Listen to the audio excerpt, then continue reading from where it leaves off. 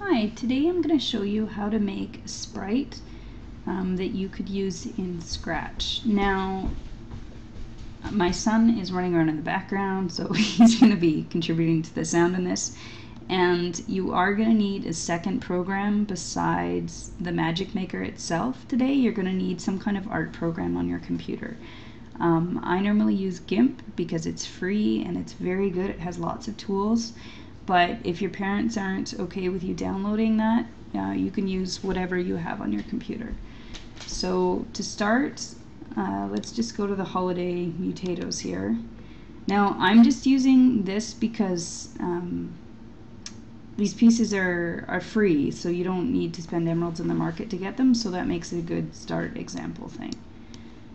So what we're going to do is we're going to make it look like a pumpkin is growing. So we're going to start with a plant piece, and then we're going to make the plant get bigger.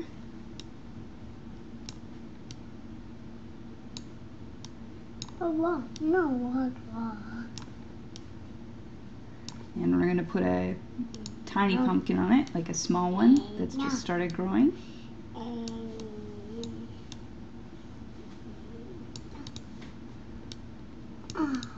And then we're going to duplicate this piece, move it over. Here, we'll just put it down here. It doesn't really matter where on this page you put these because we can rearrange them later in the other program. We're going to make these all separate images. Okay, now you need your pumpkin. You're going to get him even bigger. I'm going to kind of squash him a bit so he looks sort of fatter.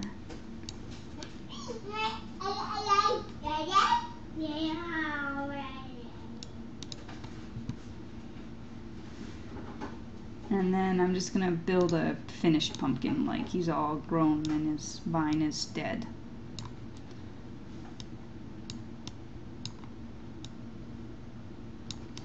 Now, you could use the Magic Makers to make all different kinds of sprites. I'm just picking a growing plant because it's kind of an obvious example of something that changes over time. But you might also want to do something like one of these mutatos themselves. You could put your mutato out a whole bunch of times and then pose his feet differently so it looked like he was walking or hopping. That would be probably pretty fun looking. Alright, we need kind of a dirt pile to put this thing on, so I'm going to use these ice cream snowball scoop things.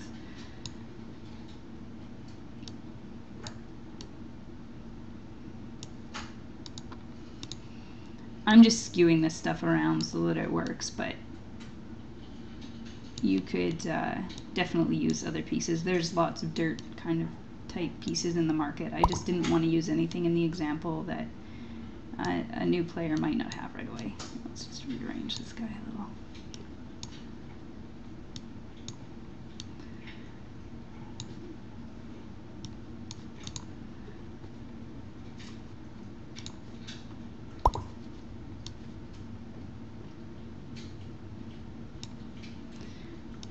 The reason I'm using Scratch as my game creation program here is because it's free and you'll be able to freely use whatever you make in it to distribute it wherever you want. Whereas some of the other programs have rules about how you can use it or how many features you can use without being paid, so I think this one's a very good choice if you don't own a program yet that you can work in. Lots and lots of our users have asked me how to make games, and the program we use to make our games is actually called Flash, but it costs I think about $700. So you know, your mom or dad or whatever probably aren't going to just get that for you, so Scratch is completely free though, so you can go get it tomorrow, make some pictures, either draw them by yourself or use the Magic Makers, and you can make a game right now.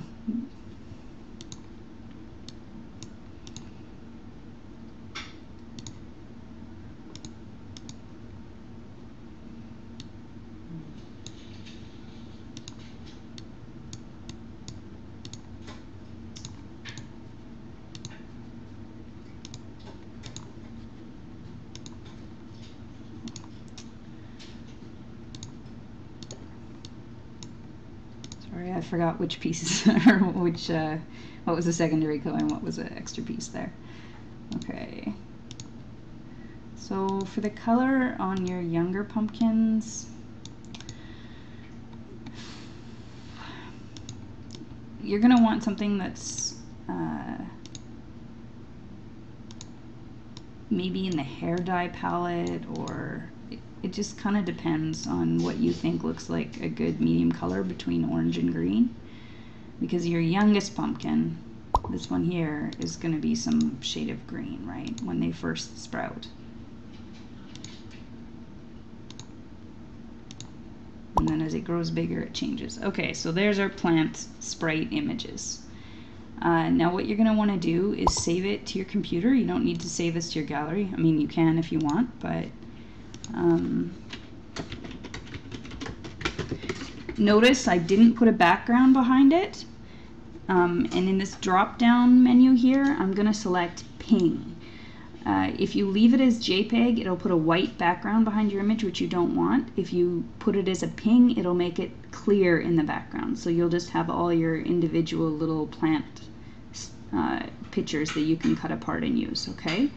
And then again, you save it to your computer. So hit save. The computer save is going to give you some kind of box like this. Just hit OK. Depending on what browser you're using, it might save to different spots. In the case of my computer, it's going to save to my downloads folder. So here's the pumpkin sprite in my downloads folder. I'm going to right click on it and I'm going to hit open with GNU image manipulation program. That's Gimp. Obviously I already have that installed, so if you don't have Gimp and you have some other image program, that's fine, as long as you know how to use it. It's all good.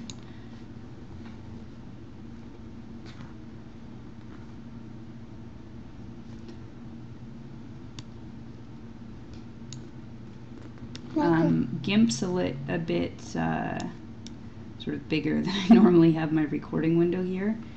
I'm gonna just scale it down a little bit so you can see some of what I'm doing. But basically what we want to do here is figure out which of these things is the biggest area, okay? Because we need to make our new sprites that size. So this is my toolbox options here. We can just use this to sort of take a look at what size we might need, because you can move these selection boxes around, so we can sort of move it around and decide if that size is going to fit. And you want the image in it to be positioned in about the same spot in each one. So if the dirt, see how the dirt's in the bottom corner there? I'm going to want the dirt to be in the bottom corner there in every image, so that it doesn't really jump around. So see there, that one will fit fine.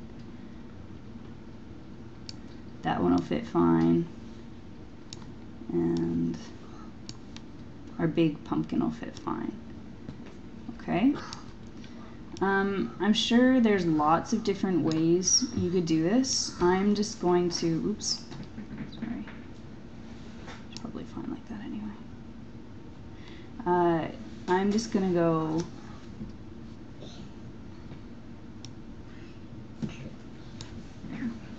edit, copy, edit, paste as new image. Okay, so that's going to make a little image that's only the size of your pumpkin. It hasn't copied everything else. And over in the layers here, you can see you have one layer with your pumpkin in it. What we're going to do is we're going to paste all the different pumpkin frames into this one file. The reason for that is just to make sure that the positioning is correct. Once we're done, we'll save them as separate files. So you can copy the next pumpkin and then, oops, paste it in. I'm just going to zoom in a little bit so that I can be sure where I'm pasting. I know this isn't a GIMP tutorial. I'm not really explaining how to use the program. I'll hopefully have a chance to do that another time. This button down here that I just clicked makes a new layer of whatever had that dotted outline around it. So now I have 2 pumpkins here, okay? Now I need the next one. So, oops.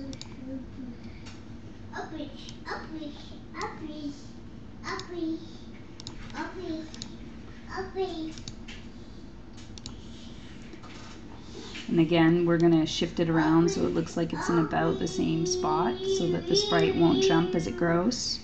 And again, we're going to hit new layer. And we have to do it one more time for the last plant.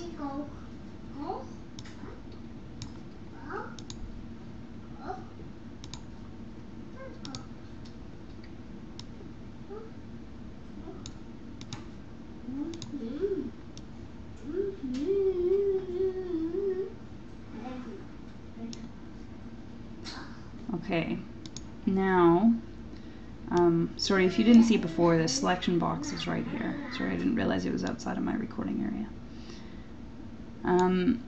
So we can kind of take a look at what our growing plant looks like. We can kind of cheat here by making these layers visible and invisible. So here's my first one, and I'll make it hide it. There's the next one.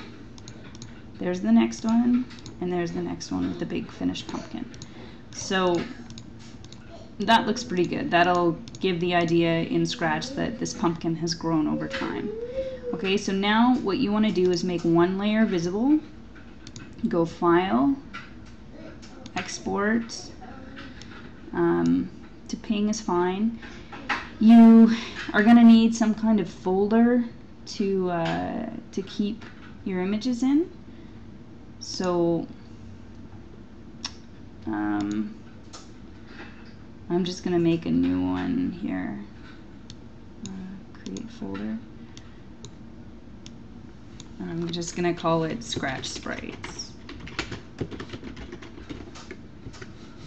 Okay, and then just name your image something that makes sense. So I'm just going to say Growing Pumpkin 01. It is really important to make sure that your names make sense to you, because although it might make sense to you right now, you'll forget what it is later, and if it doesn't clearly say what it is, it's really easy to get confused.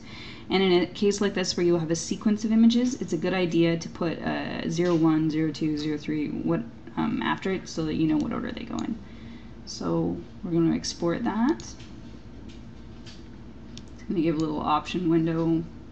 Most of the time I just leave these options as they are. Doesn't really matter. Just hit export. And then we can export the next frame.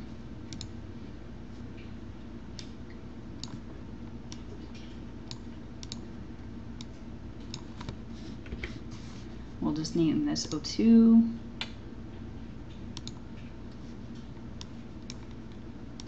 Normal options are fine again. Now we need the third one here. We're going to export that. Name it 03. Export. Options are fine. And then one last time.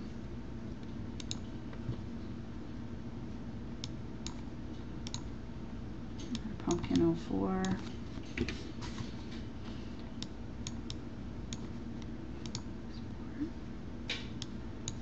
And the normal options. Okay, so now if we go to that folder, let me find it here. Sorry you can't see everything I've got on my screen, but I'm running 3 monitors here, so okay. Here's the folder with the Scratch stuff in it.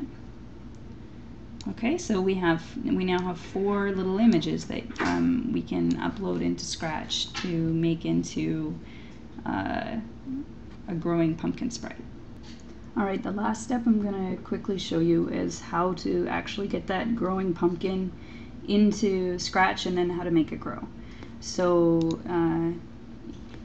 if you missed that, down here there's a thing for choose a new sprite from file. So I've got to navigate to where I put it. I have a very full computer.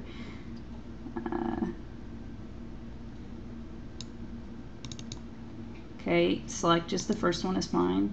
Hit OK. Now we have a second sprite in our library. That's the first frame of that pumpkin one. Then go to costumes, go to import, and hit the second one. Import the third one, and import the fourth one. Okay, so now we have a pumpkin with all the stages of its growth inside.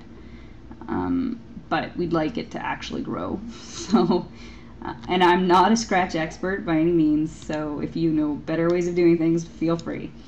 But this is just for people who are new and might not know how to do this. So when the little flag is clicked, the little start thing, we want to switch to costume 1. Then we want to wait 1 second. And then we want to switch to costume 2. Here, I'll just get these others out while I'm at it here. We want to wait, and we want to wait. Okay, and we're going to go to costume 2, then to costume 3, then to costume 4. So now anytime that start is clicked, our pumpkin will go through its growing stages. If you were making this in an actual game, you'd probably want to make it so that the pumpkin would grow to the next stage when it got plant food or water, and maybe on the final stage you could make it so when Scratch walked over and touched it, he would pick up a pumpkin item. Okay, so here is what it would look like. So it's not, that last frame, I should have tilted the pumpkin a little so it matched better, but it's not hard at all to put a sprite that changes over time, or if you wanted to use the Mutato Maker to make some kind of like a fish with flapping fins, all of that kind of stuff would be done the same way, and it's really pretty simple to do. Have fun! Oops, I forgot to mention one other thing.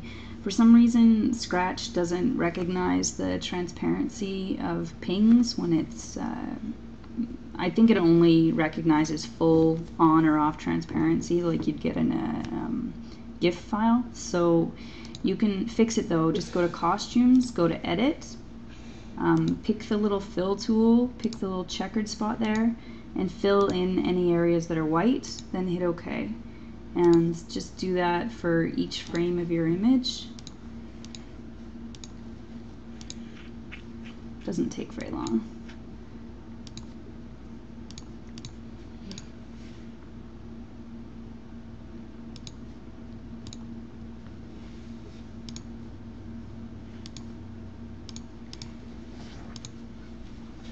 There we go. Now, as you can see, it doesn't have the big white box around it anymore.